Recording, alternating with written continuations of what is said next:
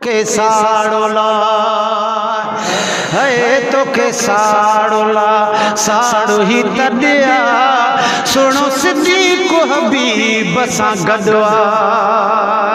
है सुनो फारूक हबीब बसा गदवा अल्लाह तो के साड़ोला साड़ो ही तड़िया सुनो सिद्दीक़ हबीब बसा गदवा है तुझे वस में कुछ भी ना है यह मर्जी रब जी आहे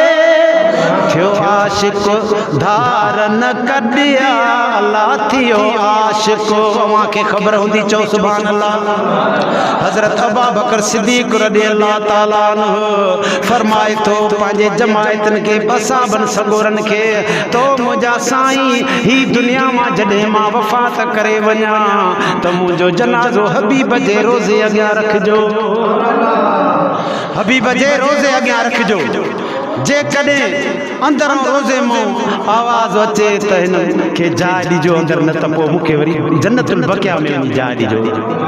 ॾाढा सुभान अल्लाह चओ त मां तव्हांखे ॿुधायां। अल्लाह तो जाने जॾहिं हज़रत अबू बकर सिद्दीक़ रज़ियल्लाहु ताला अन्हु वफ़ात कई तो जनाज़ो वो खणी आया आहिनि हबीब जे रोज़े जे अॻियां रखियो अथनि तो चितो आवाज़ आयो तो ओ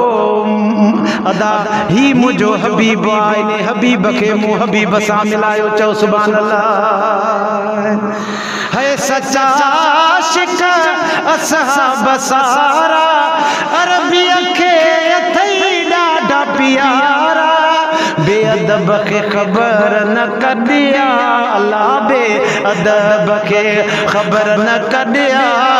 सुनो सिद्दीक़ हबीब सा गदवा गड चओ सुनो सिद्दीक़ हबीब सा गदवा अल्लाह तो के साड़ोला साड़ो ही तड़िया सुनो सिद्दीक़ हबीब सा गदवा है फैज़ जुणे जो दरजो गुलामा अखियन ते चुमी रखंदो नामा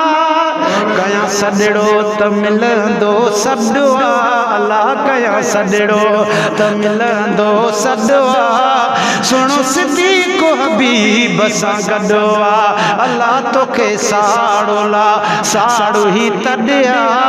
सुनो सिद्दीक़ हबीब सा गदवा।